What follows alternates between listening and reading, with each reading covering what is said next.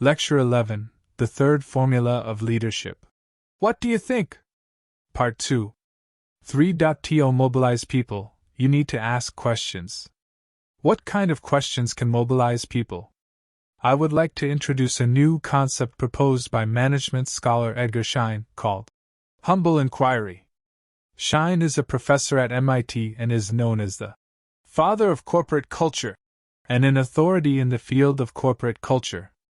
In his later years, Schein had a realization that asking questions is important, but not all questions are equally important.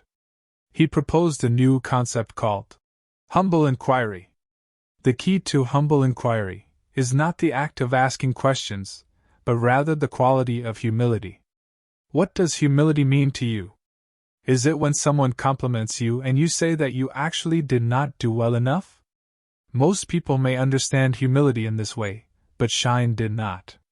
Schein said that there are 3 types of humility. The first type is when we show humility in the face of someone with a higher status, such as a commoner facing a noble, or a subordinate facing a superior. The second type is when we show humility in the face of someone with greater achievements, such as when a new entrepreneur faces Bill Gates or Ma Huateng. These 2 types of humility are relatively easy to understand. What makes Schein remarkable is that he proposed a third type of humility. The third type of humility is the humility that arises from our dependence on others. You know that you cannot accomplish something alone, and you need to rely on others to achieve it, so you show humility. For example, as a teacher, when I face my students, I need to have the third type of humility because I need to rely on them to complete my teaching tasks. Similarly, when a superior faces a subordinate, or a leader faces a follower, they also need to have the third type of humility because they need to rely on them to complete their work tasks. Humble inquiry emphasizes asking questions with the third type of humility. Schein believes that senior leaders should learn to ask humble questions. Many senior leaders are accustomed to giving orders to their subordinates, or telling them what to do in a more gentle way. If you tell your subordinates what to do, you are implicitly assuming that they do not know, but you do, and they need to know. If you use the questioning approach, the implicit assumption is different. When you ask your subordinates, you are implicitly saying, I do not know, but you do, and I want to know. Obviously, telling can easily damage relationships, while asking questions can help build relationships. To mobilize people and establish relationships with them, you need to ask humble questions. 4. Standard of humble inquiry. I believe that you have no problem accepting the concept of humble inquiry by now. You may be more interested in the next question: how to conduct humble inquiry? Here, let me be Schein's teaching assistant and propose 4 standards. If your question meets these 4 standards, it is a humble inquiry. It inspires thinking.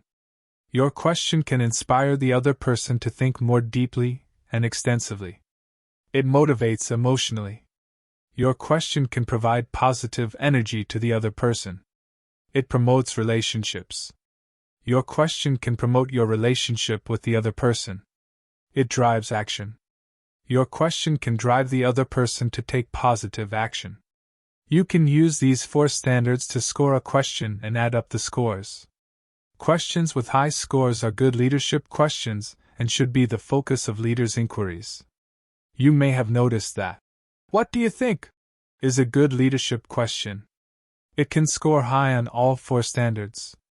Asking, "What do you think?" inspires thinking because it encourages the other person to come up with their own ideas. Asking, "What do you think?" also motivates emotionally because the other person may not have had any ideas before, but after being inspired by you, they may feel better about themselves. Asking, "What do you think?" also promotes relationships because the other person feels that you respect their opinions and want to hear their thoughts. Asking, "What do you think?" also drives action, which is very important but not always obvious.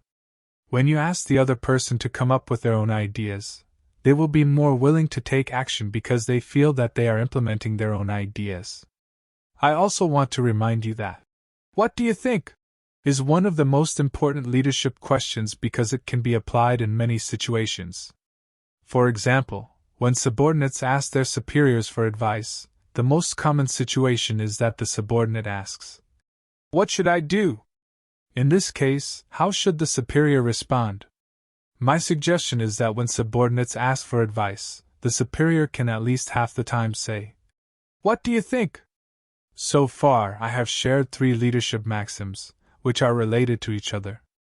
The first maxim is, "I will do it." What am I going to do? I will solve problems and mobilize the masses.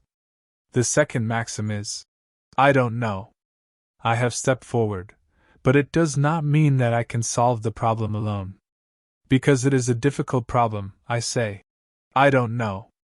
Even if I know, I still say, "I don't know," to mobilize the masses. After saying, "I don't know," you cannot stop there. You should follow up with, "What do you think?" This is not only to solve the problem but also to mobilize the masses.